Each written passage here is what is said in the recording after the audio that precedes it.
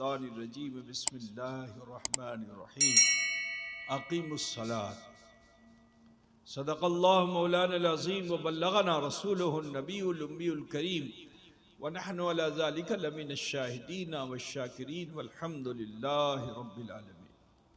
हदिये दुरूद पाक पेश फरमा लें। अल्लाहुम्मा सल्ले अला मौलाना मुहम्मद व अला आले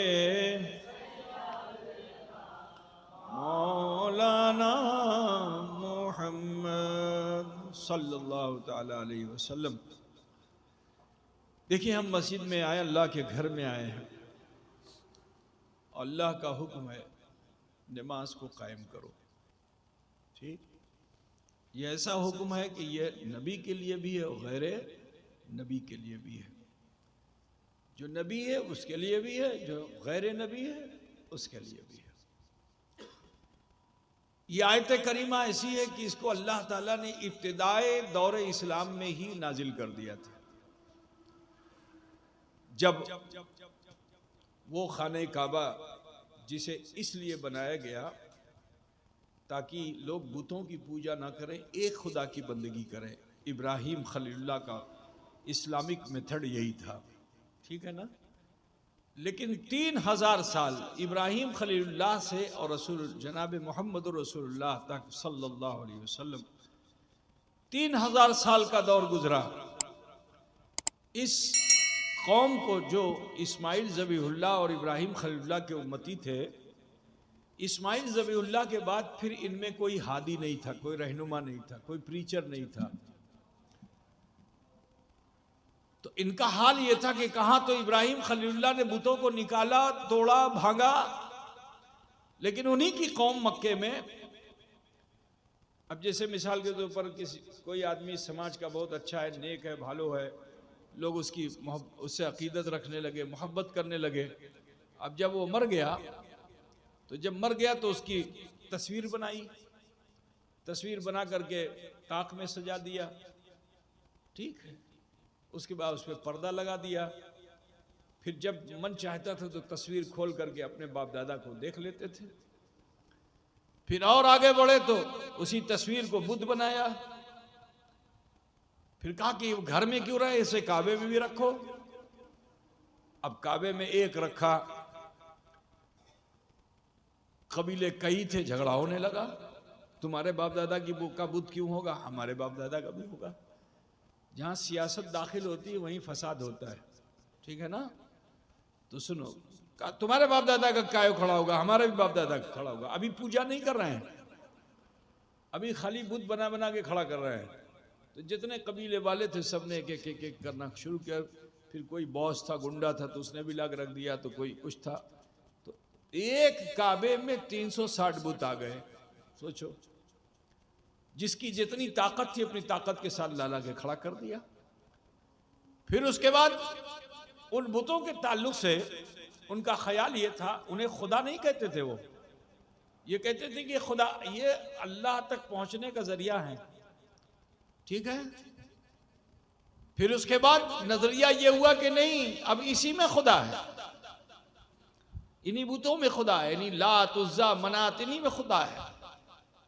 अब जब खुदा का तसव्वुर आ गया कि अब इन्हीं में खुदा है, तो वहीं जैसे हमारे मुल्क में आप देखते हो कि भोग चढ़ जाता है तो पानी चढ़ता है तो दूध चढ़ता है, न जाने क्या क्या होता है, यही सब वहां भी होने लगा। इब्राहिम खलीलुल्लाह ने दुआ की थी कि अल्लाह, मैंने काबा बना दिया है, अब यहां ऐसे लोगों को बसा कि जो नमाज पढ़ने वाले हों और काबे का तवाफ करने वाले हों। 3000 साल में हजरत आदम, हजरत इब्राहिम अलैहिस्सलाम की ये दुआ थी, कौम आबाद हुई। लेकिन नमाज उन पे फर्ज नहीं थी, नमाज छूट गई। तवाफ काबा का तरीका भी बदल गया। अब तवाफ वही लोग करते थे जो गुनाह करके आते।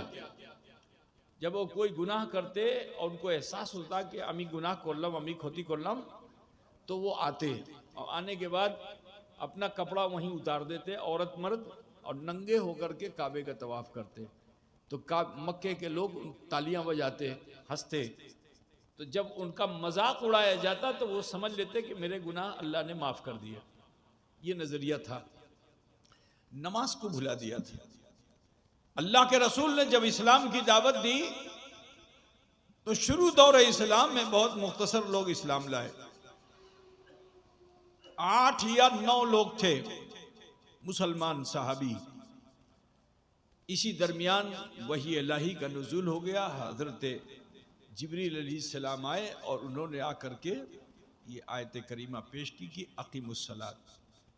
बुखारी शरीफ में बहुत तफसील से है, मैं उस तरफ उतना जाना नहीं चाहता क्योंकि टाइम कम है। मुख्तसरन मुझे अर्ज करना है कि उन तमाम सहाबा के सामने जब हुजूर ने बताया कि अल्लाह का हुक्म है नमाज का कायम करो, तो वो लोग नमाज जानते ही नहीं थे। 3000 साल से नमाज पढ़ी नहीं गई तो क्या होगा, नमाज जानते नहीं थे, भूले हुए थे।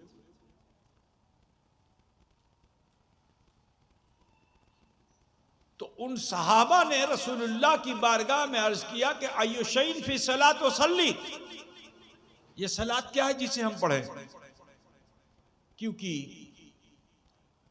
अरबी भाषा में बड़ी वसअत है, एक एक शब्द के कई कई माना पाए जाते हैं। खुद लफ्ज सलात के 73 माना पाए जाते हैं। कितना? 73 मीनिंग्स। 2-3 मैं आपको बता देता हूं। सलात का माना घुट, इसको क्या बोलते हैं आप लोग? हटुआ है, हटुआ, इसको भी सलात बोलते हैं। ये जो आंख गड्ढे में रखी हुई है इसको क्या बोलते हैं? ये तो चौक तो है ना, गड्ढा जो है, ये गड्ढा, इसको भी सलात बोलते हैं। ठीक। जो लाठी बनाने वाले लोग होते हैं, कुछ बांस टेढ़ा होता है, उस बांस को भट्ठी में डाल करके गरम करके आग लगा करके उसको सीधा करते हैं। ठीक है ना? तो जो वो भट्ठी बनती है जिसमें बांस डाल के सीधा किया जाता है उसको भी सलात बोलते हैं। सलात के माना दुआ भी है। और एक और माना बता देता हूं कि सलात का माना घोड़े की पीठ भी है। ऐसे ही 73 मीनिंग्स हैं, 73 माना पाए जाते हैं। अब आप सोचिए कि वो 8 लोग 73 तरह की सोच अपने जहन में रखेंगे कि नहीं रखेंगे? किसी के जहन में कुछ, किसी के जहन में कुछ, किसी के जहन में कुछ। मैं तुम्हें समझाने के लिए बता दूं, बांग्ला भाषा में मुझे नहीं मालूम कि एक शब्द के 2 माना होते हैं कि नहीं होते, लेकिन संस्कृत और हिंदी भाषा में एक शब्द के कई माना होते हैं। ठीक। तो मैं तुम्हें समझाने के लिए बता दूं कि एक शब्द है कनक। कनक का माना धतूरा होता है और कनक का माना सोना होता है। अब मैंने तुम्हें बता दिया कि हिंदी भाषा में कनक धतूरे को कहते हैं, कनक सोने को कहते हैं। अब जुदी आमी कोई के कनक नहीं आशो तो मन में प्रश्न होवे कि नहीं होवे, पीर साहब कौन टा कनक मांग चाहते हैं, है ना? तो आप क्या कहोगे? कौन टा कनक, यही तो बोलोगे ना, ईटा की ऊटा। अगर 2 शब्द भी, एक शब्द के 2 माना भी पाए जाएं तो आपके जहन में उलझन बनेगी। यहां तो 73 मीनिंग है, इन 8 लोगों के जहन में कितनी उलझन हुई होगी। तो जानते हो ये सब के सब मिल करके बोलते हैं अय्युशैन फी सलात व सल्ली, ये सलात क्या है जिसे हम अदा करें? हुजूर अकरम सल्लल्लाहु अलैहि वसल्लम अभी लबकुशा होना चाहते हैं कि हजरत जिब्रील अमीन अलैहि तहियत व सना तशरीफ लाते हैं और आप 2 रकात नमाज आपने अदा की। पहले खड़े हुए, फिर झुके, फिर सजदे में गए, फिर खड़े हुए, फिर झुके, फिर सजदे में गए, फिर बैठ गए, फिर सलाम फेर दिया। यही तो नमाज है ना भाई। लेकिन अपनी सूरत में नहीं आए थे, मानुष की सूरत में आए थे, इंसान की सूरत में आए थे। 2 रकात नमाज जिब्रील अमीन ने अदा की तो नबी ने भी देखा और सहाबी ने भी देखा। तो जब नमाज मुकम्मल हुई थी तो मेरे रसूल को फरमाना चाहिए था कि ऐसे पढ़ो जैसे ये पढ़ते हैं। मिसाल तो आपकी मस्जिद के इमाम साहब हैं, बच्चों को नमाज सिखाना चाहें, ठीक है, तो किसी बच्चे को ये पहले सिखला चुके हैं तो उस बच्चे से कहें बेटा नमाज पढ़ो, तो तकबीर तहीमा करेगा, हाथ बांधेगा, फिर कुछ सूरह फातिहा पढ़ेगा, फिर कुछ सूरतें मिलाएगा, फिर रुकू करेगा, फिर सजदा करेगा और बच्चों को ही दिखाते जाएंगे। जब नमाज मुकम्मल होगी तो बच्चों से उस्ताद क्या कहेगा? कि ए मतन पढ़ जे मतन ही नहीं पढ़, यही तो पढ़ कहेंगे ना, क्योंकि वो मॉडल है। तो मॉडल को दिखाया जाता है कि ये मॉडल है, इसी तरह से पढ़ना है। ठीक है ना, बात समझे ना? आप लोग की बात समझ में आ रही है? तो हुजूर को तो फरमाना चाहिए था, जब नमाज पढ़ के दिखा दी गई तो हुजूर को बताना चाहिए था ऐसे ही पढ़ना जैसे ये पढ़ते हैं। लेकिन सुनो, किसी का पढ़ना नहीं हो सकता। वो नमाज नमाज नहीं है जिस नमाज में मुस्तफा की नियाज नहीं है। तो नबी ने क्या फरमाया? सल्लू कमा रायतुमूनी उसल्ली, पढ़ो ऐसे कि जैसे मैं पढ़ता हूं। जिब्रील के पढ़ने को नहीं देखा जाएगा, रसूलुल्लाह के पढ़ने को देखा जाएगा। नबी कैसे पढ़ते हैं, ठीक है ना? आसमान से उतरे हुए फरिश्ते को भी अगर आगे पढ़े तो उसके पढ़ने को आइडियल नहीं बनाया जाएगा। आइडियल कौन है? जनाब मोहम्मद रसूलुल्लाह सल्लल्लाहु अलैहि वसल्लम। पता क्या चला? वो नमाज नमाज नहीं जिस नमाज में मुस्तफ़ा की नियाज नहीं। अच्छा, यहां मैं आपको बताऊं, इमाम गजाली ने इसको बहुत ही तफसीलन अपने फरमाया है कि नमाज है खशियत का नाम। नमाज क्या है?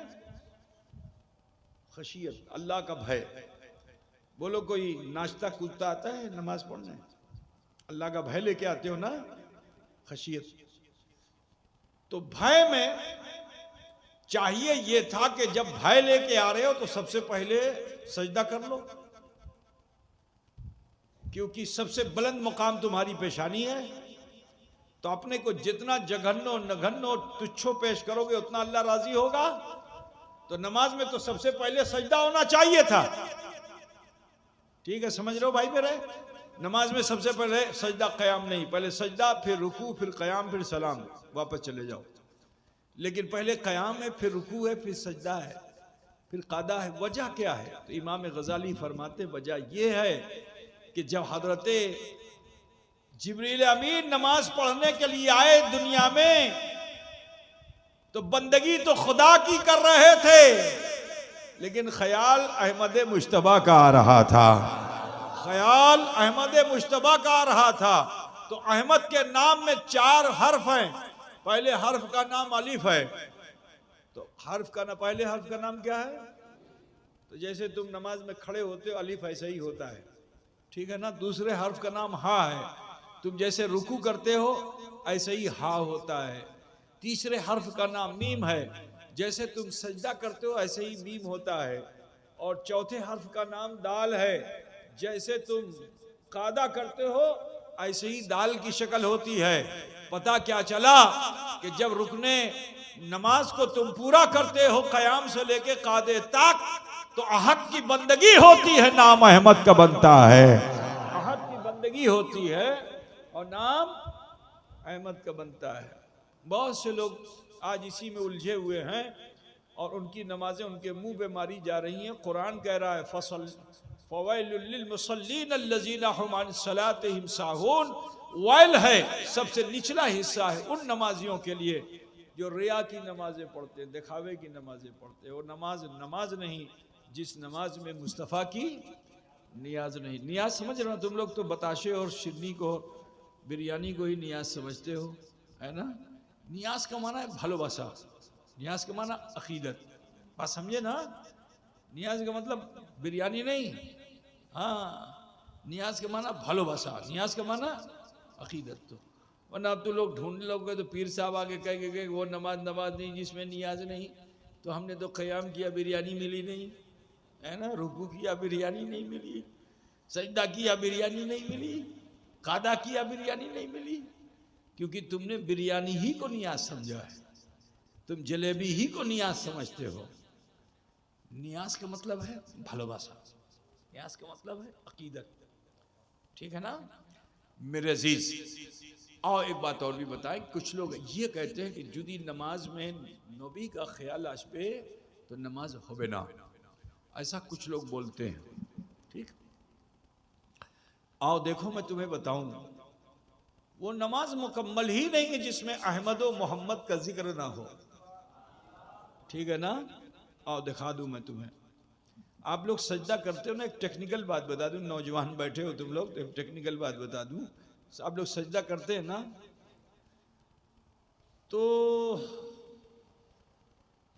कभी किसी टेक्नीशियन के पास जाओ जो एक्सरे करता है, और उससे कहो कि देखो जो तुम्हारा एक्सरे का टेबल है उस पर मैं एक सजदा करना चाहता हूं, लेकिन जब मैं सजदा करूं तो मेरी फोटो ले लेना। अच्छा, एक्सरे से जब फोटो ली जाएगी तो चमड़ा आएगा, बाल आएगा, या सर से लेके पैर तक की हड्डियां आएगी? क्या आएगा? हड्डी आएगी ना। तो सजदे की हालत में जब तुम्हारा एक्सरे लिया जाएगा तो ये सर की हड्डी आएगी, पांजर की हड्डी आएगी, कमर की हड्डी आएगी, ठीक, पैर की हड्डी आएगी। जब उसका निगेटिव तुम उठा के देखोगे तो तुम्हारा वजूद वहां नजर नहीं आएगा, तुम्हारे सर से मीम नजर आएगा, तुम्हारे सीने से हा दिखाई देगा, तुम्हारी कमर से मीम दिखाई देगा, और तुम्हारे पैरों से दाल दिखाई देगा।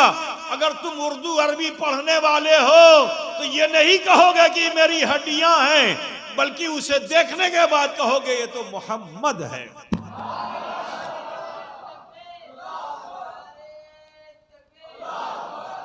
तो बताओ, एक सजदा नहीं अनेक सजदा करते हो। अब अगर कोई नमाज से रुक जाए तो बोलो नबी का आशिक होगा? बोलो, अगर कोई नमाज ना पढ़े तो नबी का आशिक होगा? होवे ना। यदि नबी का आशिक है तो अपने सीने में, अपने दिल में मुस्तफ़ा की तस्वीर बसा के रखनी होगी, है ना भाई? तो सुनो मेरे भाई, नमाज में नबी का अख्तियार, मैं एक दो बात बता के मैं ख़त्म कर दूंगा, ज़्यादा लंबी नहीं, बहुत लंबी लंबी तकरीरें सब हो गई माशाल्लाह, आपने खूब सुना है ना, और यकीनन मुदल्लल मुफस्सल तकरीरें आपने सुनी है। देखो, नमाज तो अल्लाह की तरफ से हुक्म है ना, उसमें किसी का पावर चलेगा? बोलो, उसमें किसी का पावर नहीं चलेगा। लेकिन हमारे नबी जो हमने बताया जो मुर्शिदे हकीकी है, उस मुर्शिदे हकीकी का पावर नमाज में भी है। लेकिन मैं पीर साहब हूं, मेरा पावर नमाज में नहीं है, पता बुझ रहे हो ना। लेकिन मुर्शिदे हकीकी का पावर नमाज में है। वो पावर कैसा है? नमाज छोड़ने का पावर, नमाज छुड़ाने का पावर नहीं है, नमाज अदा कराने का पावर है। कतरा बुझते छे नबी हजरत अली, हम जिस अली का दम भरते हैं, वो अली की जिसके लिए बच्चे ने कहा कि मैं मर जाऊं तो मेरी कब्र में भी अली का नाम लिख देना, ये इसकी अकीदत है, ठीक है ना भाई? वो अली जब मुकाम सहबा में थे और हुजूर को दोपहर में आराम करने की आदत थी, तो जोहर की नमाज के बाद रसूल पाक सल्लल्लाहु अलैहि वसल्लम ने फरमाया अली मैं आराम करना चाहता हूं। हजरत अली ने फौरन अपना जानू बिछा दिया और रसूल पाक आगोश अली में आ गए। आपका सर अनवर है, हुजूर का सर है और अली की गोद है। जरा सोचो वक्त कैसा बदलता है। एक वक्त वो था कि जब अली आंखें नहीं खोल रहे थे तो अली का जिस्म था मुस्तफा की गोद थी, मुस्तफा की गोद थी। तो जब मुस्तफा की गोद में अली आए तो उन्होंने आंखें खोल दी, लेकिन आज अली की गोद में मुस्तफा है मगर आंखें नहीं खोल रहे हैं। वजह यह है क्योंकि यहां आशिक का इम्तिहान हो रहा है। आशिक का अली वो हैं कि हमारे तुम्हारे ऊपर नमाज कब फर्ज हुई कि जब हम 12 साल के हुए। हमारे बच्चे जो होंगे 12 साल के उन पर नमाज फर्ज होगी, ठीक है ना? 13 साल में माफ नहीं है, 12 साल जैसे ही होगा वैसे ही नमाज फर्ज, ठीक। और उससे पहले बच्चे को नमाज की तरगीब दो, और ना माने तो फिर डांट के पढ़ाओ, और फिर भी ना माने तो मार के पढ़ाओ। यह है हुक्म शरीयत का, नमाज से गाफिल नहीं हो सकते। आज लोग तरह तरह के फलसफे पेश करते हैं नमाज के ताल्लुक से कि हम नमाज ऐसी पढ़ लेते हैं वैसी पढ़ लेते हैं। नमाज बातिन का नाम नहीं है, नमाज जाहिर का नाम है। नमाज किस चीज का नाम है? जाहिर का नाम है नमाज, बातिन का नाम नमाज नहीं है। बातिन में कोई नमाज नहीं होगी, ठीक है ना। नमाज कब होगी? वत्तखिज़ु मिन मुकाम इब्राहिम मुसल्ला, जब आप खड़े होगे तो नमाज होगी, जब आप नियत करोगे तो नमाज होगी, जब आप तकबीर तहरीमा करोगे तो नमाज होगी, जब आप रुकू करोगे तो नमाज होगी, जब आप सजदा करोगे तो नमाज होगी। नमाज ज़िहार का नाम है, नमाज छुपाने का नाम नहीं है, नमाज दिखाने का नाम है। तो पूछते से ना बाबा, तो ये नमाज वो है कि जिसको हजरत अली करमल्लाहु वजहुल करीम पर 9 साल की उम्र में फर्ज हुई थी। जब आयत करीमा नाजिल हुई थी, आप 9 साल के थे, नमाज फर्ज हो गई, और 9 साल से लेकर के और फिर 20-22 साल की उम्र थी वहाँ मकाम सहबा में। ज़रा ख्याल कीजिए अली की नमाज कैसी, वो सुनो। हजरत अली की पुश्त पर खंजर लग गया, जब खंजर लग गया तो उसको निकालने में आपको बड़ा दर्द हो रहा था। हकीम जर्राह उसे निकाल नहीं पा रहे थे, डॉक्टर। तो हजरत अली ने फरमाया वो चिंता मत करो, बस मुझे सजदे में चले जाने दो, नमाज पढ़ लेने दो, जब मैं सजदे में चले जाऊं तो मेरी पुश्त से खंजर को निकाल लेना। मारिफत कहां है? मारिफत गुफा में नहीं है, अली की मारिफत सजदे में है। जब अली की पुश्त से खंजर निकाला गया तो अली मारिफत में थे, मारिफत खुदा की थी, क्योंकि अली वो हैं कि इतना लंबा सजदा करते हैं। अली से पूछा गया क्यों करते हैं? कहा मैं उस वक्त तक सजदे से सर उठाता ही नहीं जब तक कि मैं अपने खुदा को देख नहीं लेता। नमाज से अलग हट करके मारिफत नहीं मिल सकती है, इतना आप जान लीजिए। हम अली वाले हैं, हमें अली के सिस्टम पे रहना होगा, किसी वली के सिस्टम पे नहीं रहना है, अली के सिस्टम पे रहना है। और कोई वली वली हो नहीं सकता जब तक वो अली वाला होगा नहीं, है ना। अली वाले बनोगे तो वली हो सकते हो, अली वाले नहीं बनोगे तो वली नहीं हो सकते हो। बिरादरा इस्लाम समात कीजिए कि हजरत अली असर की नमाज जिसकी हिफाजत का हुक्म कुरान में है, सलाते उस्ता की हिफाजत करो, कुरान में है। हजरत अली कितना बेचैन हुए होंगे जब नमाज जा रही होगी। किसी की पसंदीदा चीज अगर छोटी सी भी हो, अगर वो हाथ से छूट जाए, बोलो अफसोस होगा कि नहीं होगा। तो हजरत अली के पास तो दौलत नहीं थी मगर नमाज थी। सबसे बड़ी दौलत अली के पास क्या थी? नमाज थी। जब मक्के में रसूल पाक सल्लल्लाहु अलैहि वसल्लम ने माल जमा करवाया था तो अली के पास कुछ नहीं था, उस दिन फाका था अली के पास, अली के घर में फाका था। तो हजरत उमर ने अपने कारोबार का आधा माल दे दिया, सिद्दीक अकबर ने अपना पूरा घर एक पोटली में बांध के दे दिया, लेकिन अली के पास कुछ नहीं था, उस दिन अली कुछ नहीं दे सके थे। तो आज अली खुश हैं। कहा आज जो मैं दूंगा वो उमर नहीं दे सकते, जो मैं दूंगा वो उस्मान नहीं दे सकते, जो मैं दूंगा वो अबू बकर नहीं दे सकते। तो लिहाजा अली बड़े खुश थे कि चलो कल मदीने में उन सहाबा ने अपना माल पेश किया था, आज मैं मुस्तफा की बारगाह में अपनी नमाज को नियाज में पेश कर दूंगा, अपनी नमाज को नियाज में पेश कर दूंगा। नबी की भालोबासा में नमाज छूट जाए लेकिन नबी की शान में कहीं से भी कोई हर्फ ना आने पाए। तो जानते हो असर का वक्त आया और चला गया, नमाज के जाने का गम था, आंखों में आंसू आ गया।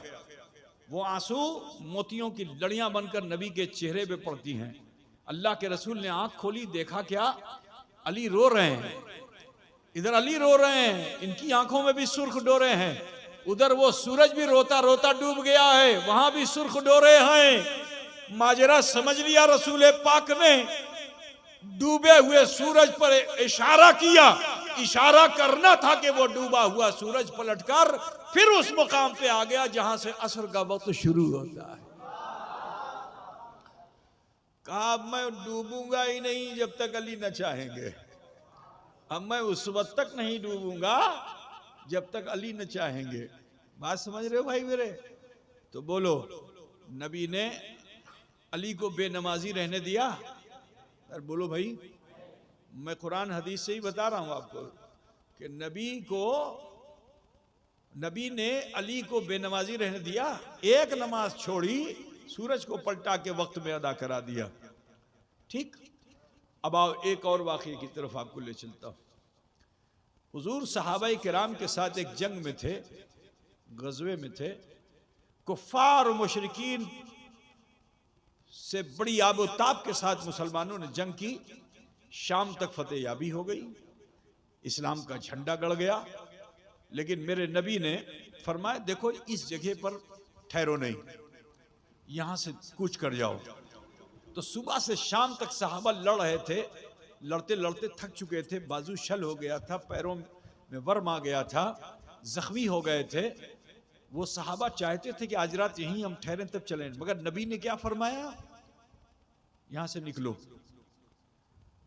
तो किसी सहाबी ने अर्ज किया, रसूलुल्लाह রাতের বেলা এখানে বাসা করেন, সকালে চলে যাব, থাকা আছে, ব্যথা আছে, বেদনা আছে, है ना, चोट আছে, बोल सकते थे कि नहीं? लेकिन किसी सहाबी ने नहीं कहा, क्योंकि जो नबी कहे वही करना है, अपनी मर्जी का काम नहीं करना है। आजकल हम तुम में बहुत से खुदा न खास्ता ऐसे हैं कि जो हम अपनी मर्जी के काम करते हैं। नहीं, सीटाई काज करते हुए जिटा नबीर हुकुम আছে, है ना, मा आताकुम रसूल फखुजू व मा नहाकुम अनु फंतहु। जो तुम्हें रसूल दें तुम उसको ले लो, और जिस चीज से रसूल मना फरमा दे बाज आ जाओ। तो आप ख्याल कीजिए, वो सहाबा पीछे पीछे चल पड़े, थके हुए बहुत थे, जानवर भी थके हुए थे। एक मैदान में और पहुंचे, नबी रहमत ने मुड़ करके सहाबा के हाल को देखा, कोई सही से चल नहीं पा रहा है।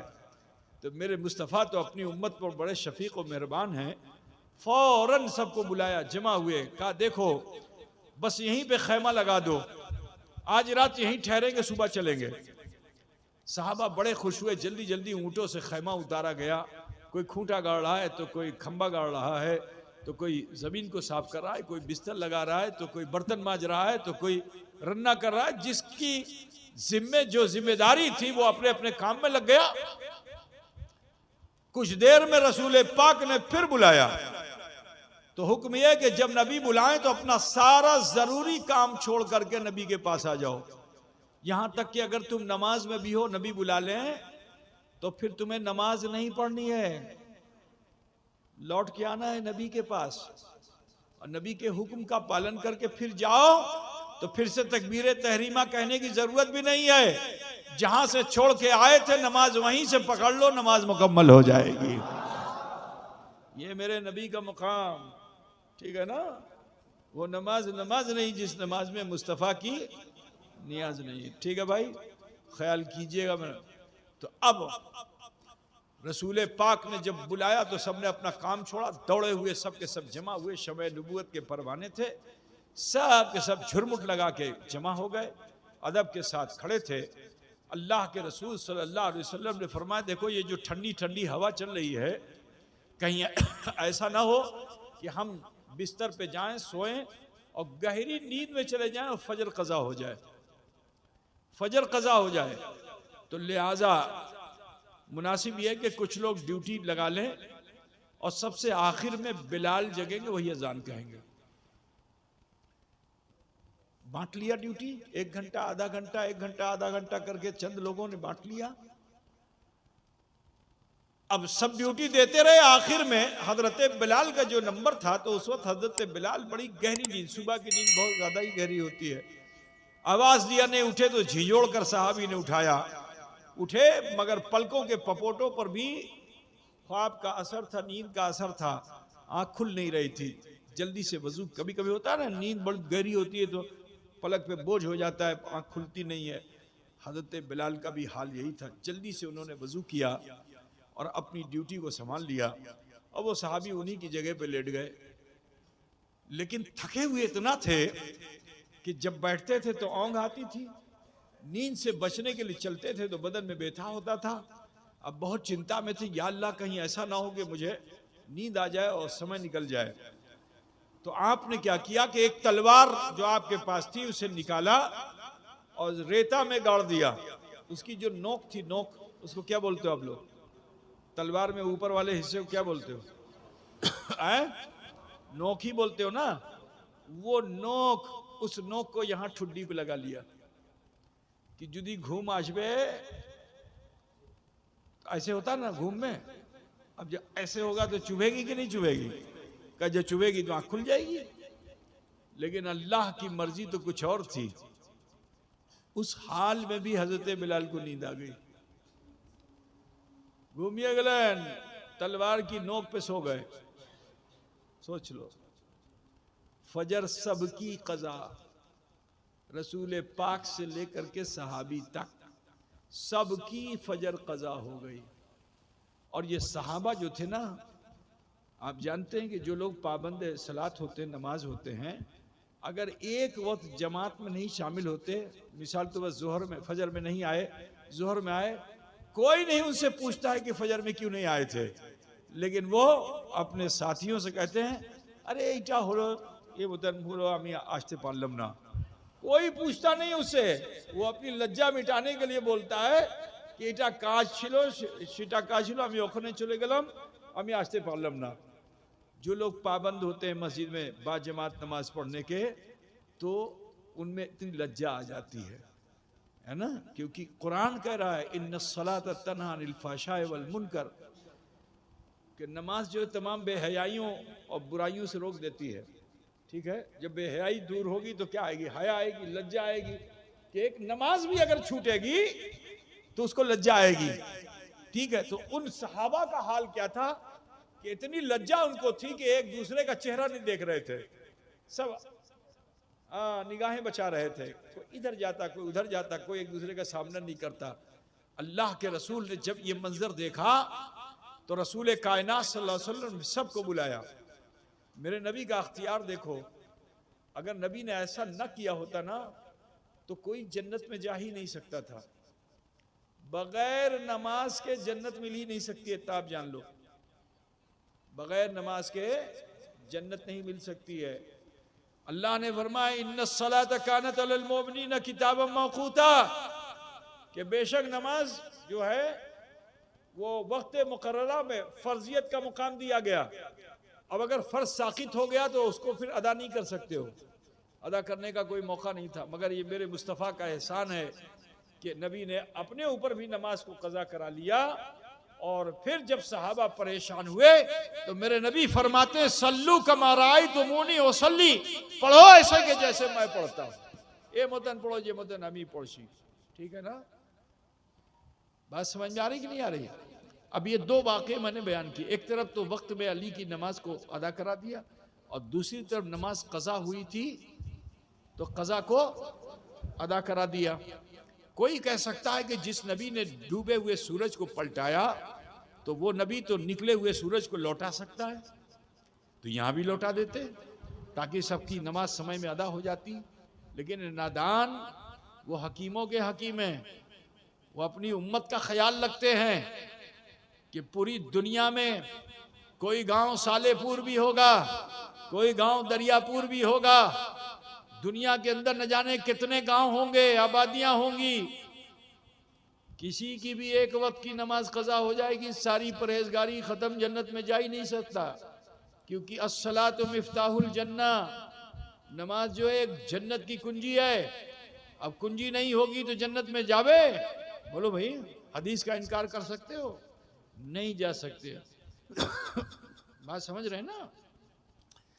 तो मेरे नबी ने वहां नमाज को कज़ा रहने दिया, अदा करा दिया, इसलिए ताकि सुबह कयामत तक का कोई भी उम्मत रसूल एक वक्त क्या अगर 70 साल की भी नमाज कज़ा कर चुका है वो, और उसे वो साहिब तरतीब होना चाहता है, तो नबी के इस तरीके को अख्तियार कर ले, उसकी कज़ा अदा हो जाएगी।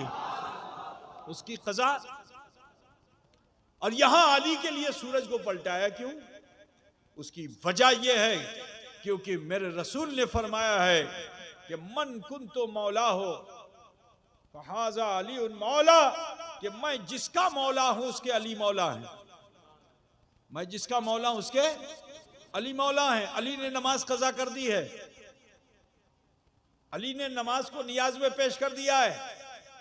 अब सुबह क़यामत तक के मेरे उम्मती जो अली को अपना आइडियल बनाएंगे, बहाने तलाश करेंगे और कहेंगे हम तो अली वाले हैं, हमने नमाज को नियाज में पेश कर दिया, क्योंकि अली ने भी नमाज को नियाज में पेश कर दिया। तो मेरे रसूल ने ये चाहा कि जो अली वाले हों वो बहाने ना तलाश करें, बल्कि नमाजी भी हो और नियाजी भी हो। तो अब रसूल पाक ने अली की नमाज को वक्त में अदा करा दिया, ताकि मेरी उम्मत अली को आइडियल बनाकर अपनी नमाजें कज़ा ना करे, बल्कि वो नमाजी भी हो और नियाजी भी हो। तो दुनिया में नमाजी बहुत मिलेंगे मगर नियाजी नहीं मिलेंगे। अब नमाजी और नियाजी कौन मिलेगा? नमाजी और नियाजी वही मिलेगा जो अशरफी, चिश्ती, कादरी, नक्शबंदी, सोहरवर्दी, कलीमी और जितने भी हैं, यही मिलेंगे आपको। क्या मिलेंगे? ये नमाजी भी मिलेंगे और नियाजी भी मिलेंगे। इसी के साथ रहोगे तो कामयाब हो। खाली नमाज लेके भी कामयाब नहीं और खाली नियाज लेके भी कामयाब नहीं। रोज फातिहा, रोज फातिहा, रोज ईसाले सवाब और नमाज गायब। रोज लड्डू सजा सजा के रख दिया खूब। यहाँ तो देखता हूँ मैं बड़ा डेकोरेशन करके रखते हैं। काश के तुम इतना डेकोरेट होकर के अगर मस्जिद में आते जैसा तुम लड्डू को सजा के लाते हो, अल्लाह ताला तुम्हारे पहले कदम पे ही तुमसे राजी हो जाता। अल्लाह की बारगाह में जाओ तो बड़े नज़ाफत के साथ जाओ, अच्छा कपड़ा पहन के जाओ, जो तुम्हारे पास बेहतर से बेहतर हो, ठीक है ना? साफ सुथरे होकर के जाओ, पाक पाकीज़ा होकर के जाओ रब के हुजूर। लेकिन नमाज में एक तो अक्सर सुन्नी मुसलमान आता नहीं, और जो आते भी हैं तो वो ये भी ख्याल नहीं करते कि मेरा लिबास कैसा है। कुदरा पूछ रहे ना, जिस तरह तुम लड्डू को सजा के रखते हो इसी तरह अपने को सजा के रखो, पाक हो, पाकीज़ा, ताहिर रहो, नापाकी की दुनिया में मत रहो। तो जब इस तरह जीवन गुजारने लगोगे तो इंशाअल्लाह दुनिया भी आपकी अच्छी होगी, आखिरत भी आपकी बेहतर होगी। तो अजीज़ों, आप सबसे कहना यही है कि क़ुर्ब क़यामत की निशानियों में से एक निशानी ये भी है कि इंसान, नमाजियों की तादाद बढ़ेगी मगर वो हक़ पे नहीं होंगे, और जो हक़ पे होंगे वो नमाजों से दूरी अख्तियार करेंगे। तो बोलो दोनों नुकसान में है कि नहीं है? दोनों नुकसान में है ना। तो लिहाजा आप सबसे कहना है कि अजीज़ों, नमाज ही बेस है हमारा, और इस बेस को अगर तुमने हटा दिया तो फिर तुम्हारी हैसियत नहीं है। अपनी हैसियत को अगर रखना है तो नमाज से करीब रहो, शरीयत के पाबंद रहो, शरीयत के मुताबिक ज़िंदगी जीना पसंद करो। बग़ैर शरीयत के तरीक़त नहीं है, बग़ैर तरीक़त के मारिफत नहीं है, और बग़ैर मारिफत के हकीकत नहीं है। ठीक है भाई मेरे? तो लिहाजा आप सबसे कहना है कि बुज़ुर्गों के दामन को थामिए, उनकी सोहबत को अख्तियार कीजिए उस वक्त तक जब तक वहाँ शरीयत हो। ये बहुत गौर से सुनिएगा। मिसाल के तौर पर आप मेरी सोहबत में हो तो चाहे मैं जलसे में रहूं, चाहे मैं मजलिस में रहूं, चाहे मैं अपने हुजरे में रहूं, अगर आप मेरे पास आते हैं, मैं अगर आपको दावत दे रहा हूं तब तो रुकिए। हंसी मजाक कर रहा हूं, तफरीह कर रहा हूं, किसी की गीबत कर रहा हूं, तो मुझे बुरा कह के मत जाओ। अपने को बचाने के लिए चुपचाप उठ के चले आओ, ये सोच करके लगता है आज पीर साहब नहीं है, पीर साहब की शक्ल में कोई शैतान आ गया है। बात समझ गए कि नहीं?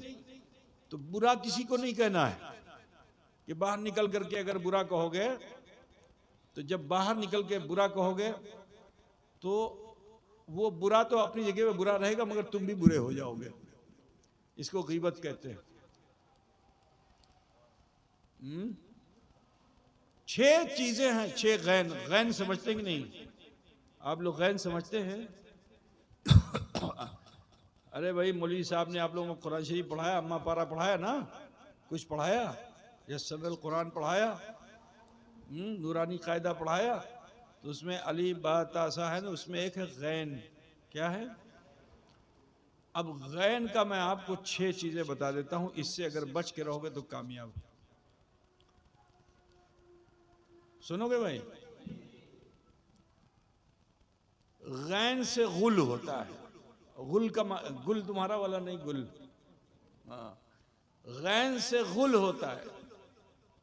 गुल का मतलब शोर करना। 5 आदमी बैठ गए, चिल्लाना शुरू कर दिया, शोर मचा रहा है ना, इससे बचो। मैं 6 चीजें बता रहा हूं गैन से, अगर ये इन 6 चीजों से बच जाओगे तो कामयाब हो जाओगे। क्या करो? गैन से गुल यानी शोर नहीं मचाना है। बात को करना है तो अदब के साथ करो, ठीक है? तुम्हारे बंगाल में ये नहीं होता है। 2-5 आदमी भी अगर कहीं जमा हो जाते हैं तो कोई नए आदमी आए तो डर जाएगा कि लगता है यहाँ झगड़ा हो रहा है ना। पहली मर्तबा में जब आया तो सटंगा पाड़ा में मैं था, और मस्जिद में इमाम साहब का जो हुजरा था वो बिल्कुल रोड के किनारे, और उसमें भी पहले ज़माने में दीवार उठाते थे ना तो उसमें सुराख कर देते थे। अब मैं लेटा हुआ था, वो सब बाहर जो है सब शोर मचा रहे थे। अब मैं तालिब इल्म उस वक्त आया था छोटा, मैं डर गया, मैंने कहा या अल्लाह, क्या झगड़ा हो रहा है क्या? तो हमारे साथ जो खादिम है शमीम, उसके वालिद उस वक्त खिदमत में रहते हैं, तो हमने पूछा अब्दुल बासित भाई क्या हो रहा है? झगड़ा हो रहा है? कहना झगड़ा नहीं, कोथा वार्ता हो रही है। या अल्लाह, ये कोथा वार्ता है, ठीक? हाँ, तो कोथा वार्ता ऐसी नहीं होनी चाहिए। अदब के दायरे में बातचीत करो, गुल से बचो। और एक होता है गिल। गिल का माना होता है कीना। गिल का माना कुरान शरीफ में कई जगहों पे ये लफ्ज है ना। गिल का माना क्या है? कीना। कीना, कीना समझते हो? कीना मन में किसी के ताल्लुक से बुरा ख्याल रखना, इसको बोलते कीना, ठीक?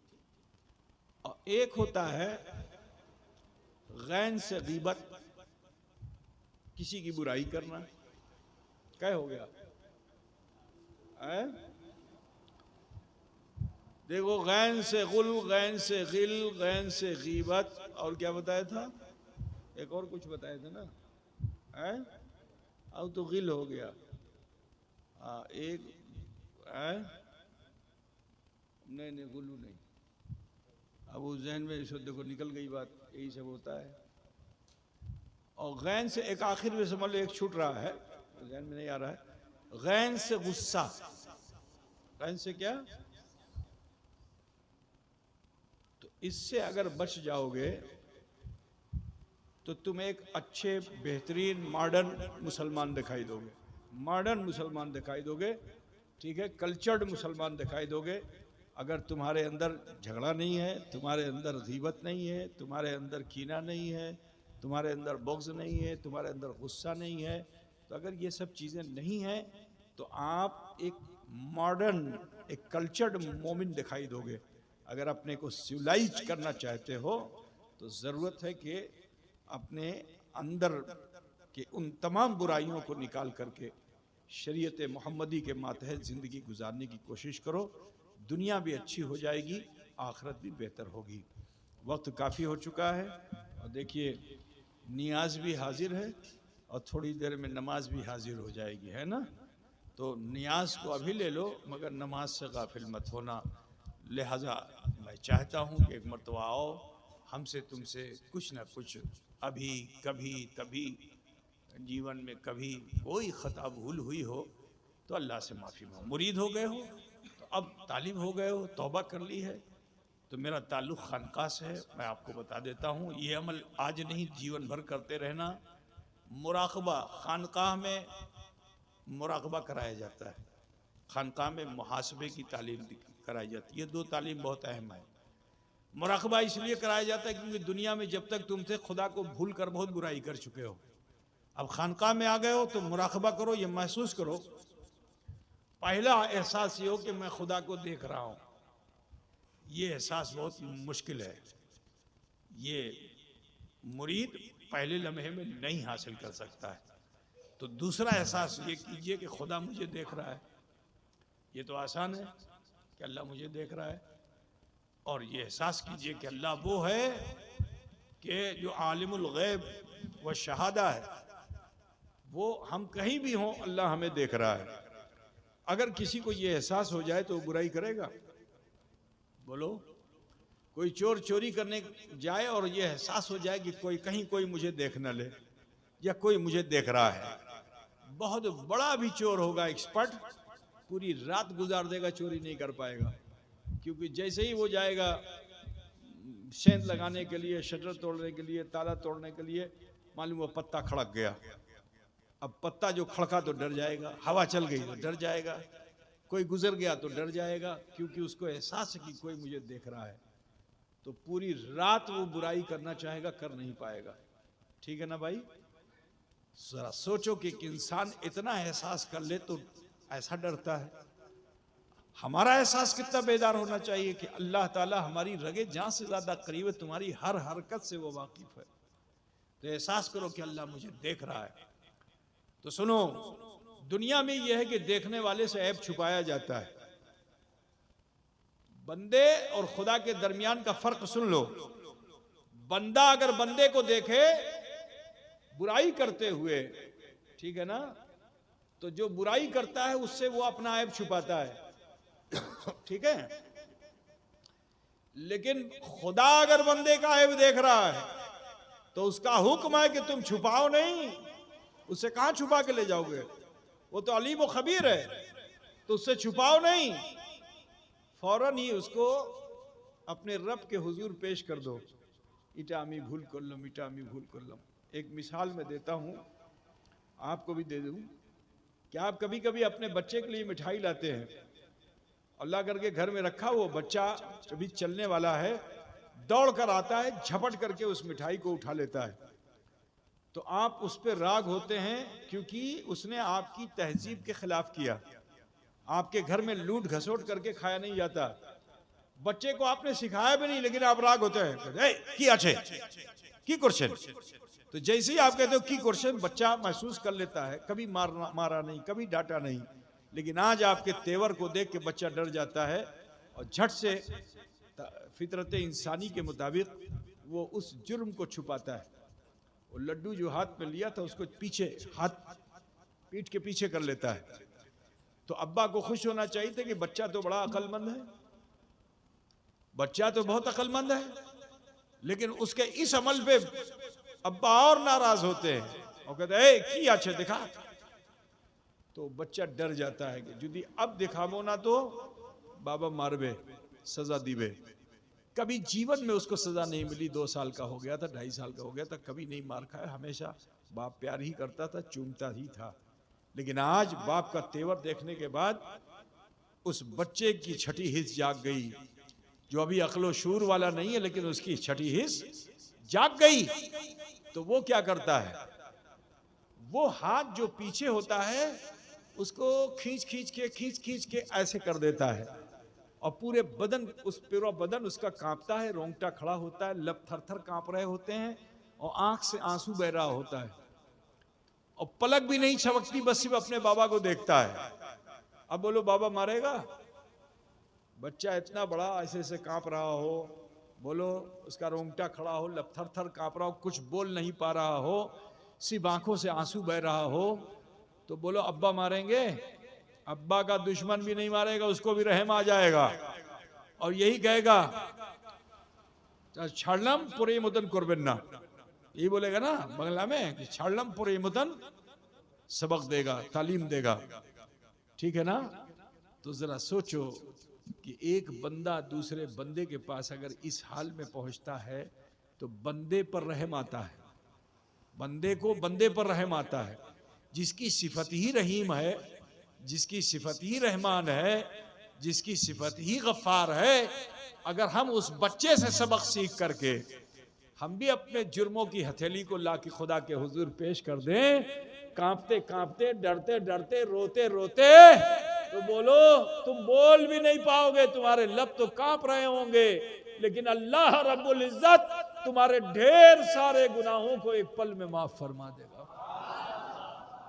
एक पल में माफ फरमा देगा। वो ऐसा रहमान और रहीम रब्बुल आलमीन है।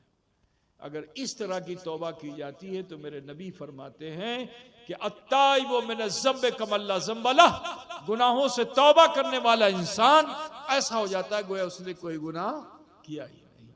तो अजीज़ो, मैं चाहता हूँ कि जब आप मुरीद हो गए, तालिब हो गए, तौबा कर ली तो एक तौबा और कर लीजिए, वो खानकाह की तालीम के साथ की तौबा कर लीजिए और इसे सीख कर जाइए तो जीवन भर अपने साथ रखिए।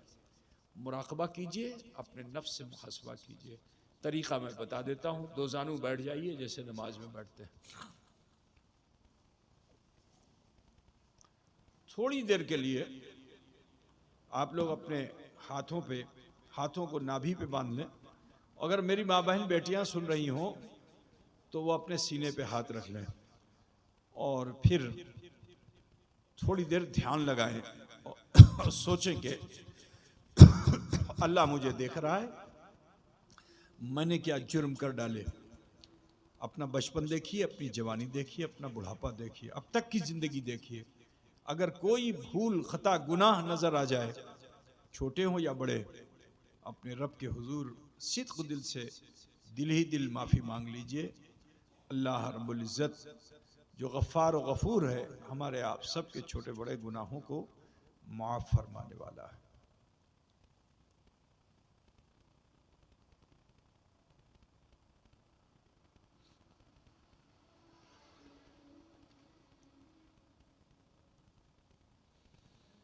पढ़िए, जिससे मैं पढ़ता हूँ, बिस्मिल्लाहिर्रहमानिर्रहीम, ला इलाहा इल्लल्लाह मुहम्मदुर रसूलुल्लाह, अल्लाह ही माबूद है, मुहम्मदुर रसूलुल्लाह सल्लल्लाहु अलैहि वसल्लम अल्लाह के सच्चे रसूल हैं। अस्तग़फिरुल्लाह रब्बी मिन कुल्ले ज़म्बियों व अतूबु इलैह। ऐ अल्लाह, तेरी बारगाह में सच्चे दिल से सब छोटे बड़े गुनाहों से हम तौबा करते और हम वसीला चाहते तेरे महबूब सैयद आलम नूर मुजस्सम अहमद मुश्तबा मोहम्मद मुस्तफ़ा सल्लल्लाहु अलैहि वसल्लम का ये मुख्तसर सा वक्त जो हमें आपको मिला, यकीन जानिए इस वक्त हम और आप